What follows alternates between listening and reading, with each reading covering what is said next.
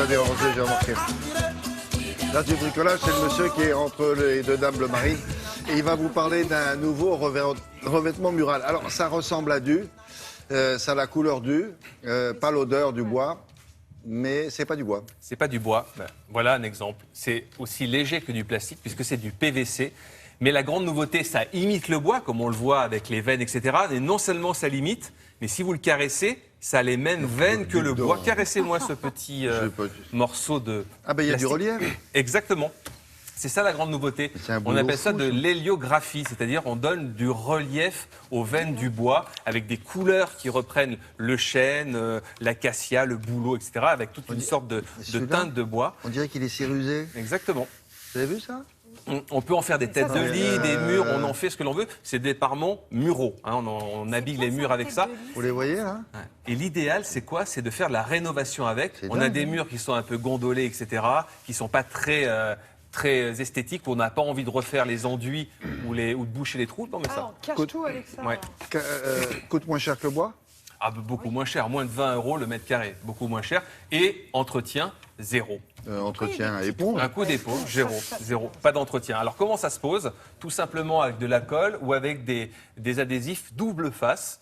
Et on peut même habiller les pièces humides. Regardez. Les pièces humides. Pièces humides. Regardez.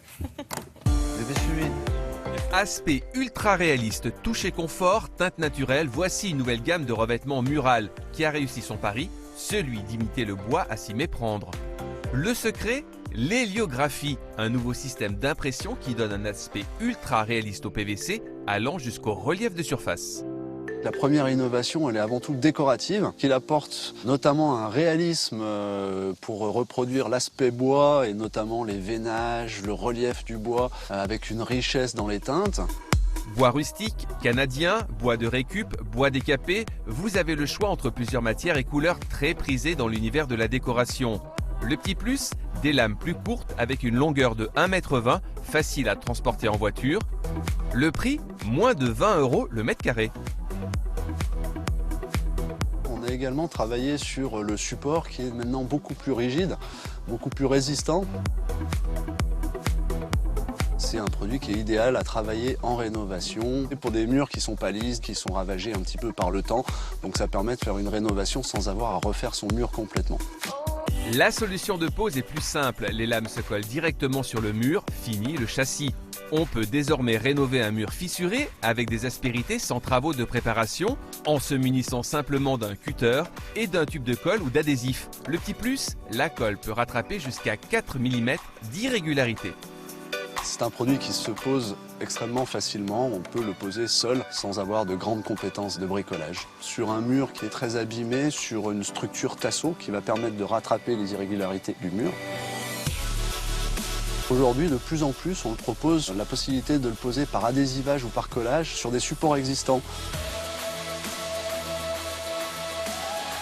L'intérêt, bien entendu, par rapport à un lambris-bois classique où les vis sont apparentes, les vis sont masquées par l'emboîtement de nos lames. Ce lambris complète sa beauté avec des baguettes de finition à fixation invisible.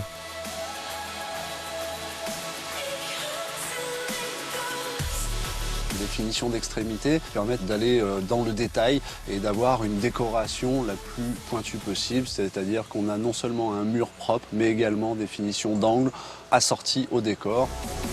Regardez le avant-après. L'endroit trouve une nouvelle identité sans véritable travail de préparation.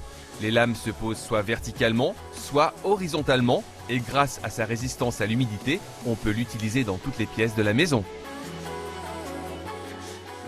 Bon, c'est assez trompé. Cela dit, franchement, il vaut mieux faire ça par un professionnel ou on peut y aller Ah même, non, franchement, alors je vous dis souvent, oui, c'est par un professionnel, etc. Là, on peut le faire soi-même. C'est des lames de 1,20 m de hauteur. Ça se coupe facilement avec un cutter et ça se colle soit avec de la colle spécifique pour ce genre de matériaux, soit avec du double face quand vous avez vraiment un mur nickel, très lisse. Sinon, ça permet de rattraper jusqu'à 4 mm d'irrégularité avec les plots de colle que l'on met dessus. Si vous avez un plafond ou un mur un petit peu tordu... Donc, c'est pas nécessaire d'avoir un mur que vous allez raboter pour qu'il soit super plat? Non.